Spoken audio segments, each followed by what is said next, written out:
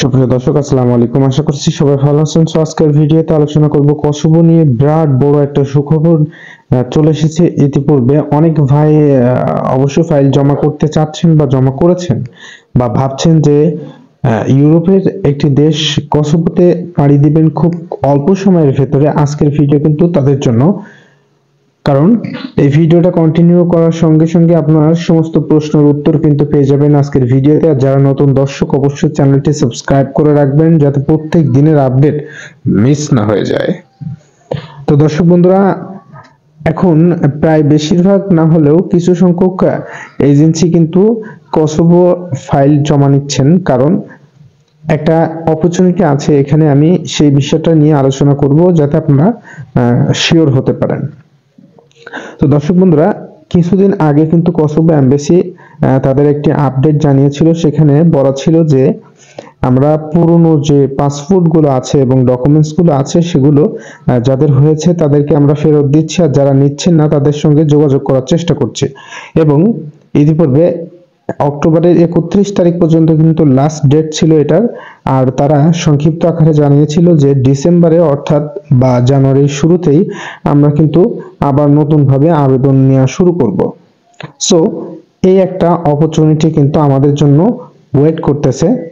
যারা কিনা 2024 সালে কম সময়ের ভেতরে ইউরোপে যেতে চান তারা কিন্তু এখন চাইলে বেস্ট একটা মুভমেন্ট বা সময় বলতে পারেন, যেখানে জমা করলে আপনাদের ফাইলটা কিন্তু খুব দ্রুত সময়ে তারা হাত দিবে এবং প্রসেসিং হবে। আর আপনাদের ইন্টারভিউ হবে বাংলাদেশ থেকে। জানেন আপনারা যে কসোভো এমবাসি বাংলাদেশে অবস্থানত আছেন, সেখান থেকেই কিন্তু ভিসা প্রসেস করে পাঠানো হয়।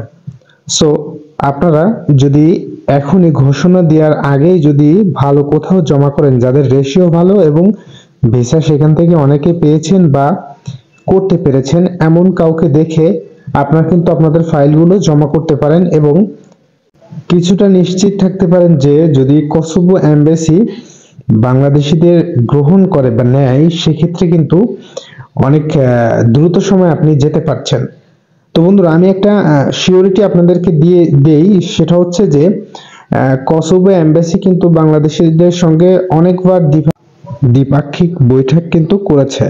আর সেখানে কিন্তু পজিটিভ দিকই আসছে বেশিরভাগ, যে এখনো পর্যন্ত কসোভোতে তারা দেখা যায় গণনা করে দেখছেন যে বাংলাদেশিরা এখনো পর্যন্ত কসোভোতে কর্মরত আছে এবং বেশিরভাগ দেখা যায় মানুষ চলে গেছে। তারপরেও তারা পজিটিভ একটা সিগন্যাল কিন্তু বাংলাদেশিদের জন্য দিচ্ছে যে বাংলাদেশি যারা দক্ষ শ্রমিক তাদের নিতে কিন্তু এখনো পর্যন্ত আগ্রহী দেখাচ্ছে কসোভো এমবাসি। সো আপনারা এই সুযোগটা অবশ্যই নেবেন। যারা ভালো ভিসা প্রসেস করে পাঠাতে পেরেছে এবং অনেক বিশ্বস্ত এজেন্সিরা অনেকেই দেখুন এখনই কিন্তু নিয়োগ দেওয়া শুরু করেছে যারা ফাইল গ্রহণ করছে। এর কারণ কিন্তু সবার আগে ফাইলগুলো সাবমিট করতে পারলে আপনাদের ভিসা কিন্তু অত্যন্ত কম সময়ের ভেতরে তারা ডেলিভারি পাবে, কারণ বেশিরভাগ মানুষ কিন্তু এখনো পর্যন্ত জানে না যে কসোভো এমবাসি কবে থেকে চালু হবে। সো আবার অনেকে আছে যারা ওই পর্যন্ত অপেক্ষা করে থাকবে। তো আপনারা যারা কম সময়ের ভেতরে ইউরোপ যেতে চান বা ভালো কোথাও যেতে চান, সেখান থেকে বিভিন্ন দেশে যেতে চান এবং সেখানে যে সেটেল হতে চান ইউরোপের ক্ষেত্রে আর কি, ইউরোপ কান্ট্রির ভেতরে, সেক্ষেত্রে আপনারা কসোভোকে কিন্তু 100% একটা পজিটিভ সিগন্যাল বলতে পারেন এবং সেখানে আপনি যেতে পারেন।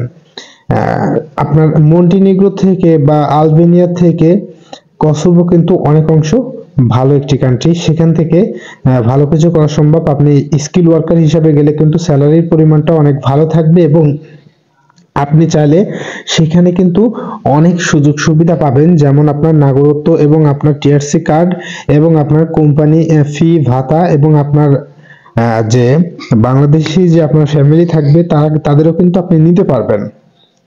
আর আপনি যদি সেটা ট্রানজিট হিসেবে ব্যবহার করতে চান, আমি বলবো যে ভাই আপনারা এই কাজগুলো করবেন না, এই কাজ থেকে বিরত থাকবেন। তা না হলে দেখা যায় এই 2025 সালের ভেতরে আমাদের সমস্ত ইউরোপ যাওয়ার স্বপ্ন, আমাদের বাংলা যারা ভাইরা আছেন তাদের সমস্ত দিক থেকে কিন্তু বন্ধ হয়ে যাওয়ার সম্ভাবনা অনেক বেশি। কারণ দেখুন আপনারা রিসার্চ করে যে বিভিন্ন কান্ট্রি থেকে কিন্তু আসলে গ্রিন সিগন্যাল খুবই কম আসছে, সবগুলোই কিন্তু রেড সিগন্যাল, যেখান থেকে বাংলাদেশি শ্রমিক তারা নিতে চাচ্ছে না শুধু একটাই কারণে যে এই অধিবাসীদের জন্য, অধিবাসী সমস্যার জন্য। কারণ এই বাংলারা যে কিন্তু বেশিরভাগ মানুষ গেম দিয়ে চলে যায় বিভিন্ন কান্ট্রিতে। আরে ভাই, যেখানে ক্রোয়েশিয়া, পোল্যান্ড এইসব কান্ট্রি বা রোমানিয়া যেগুলো সেনজেন হয়ে গেছে সেখান থেকে যদি পালায়, আর কসোভোকে কি বলবো।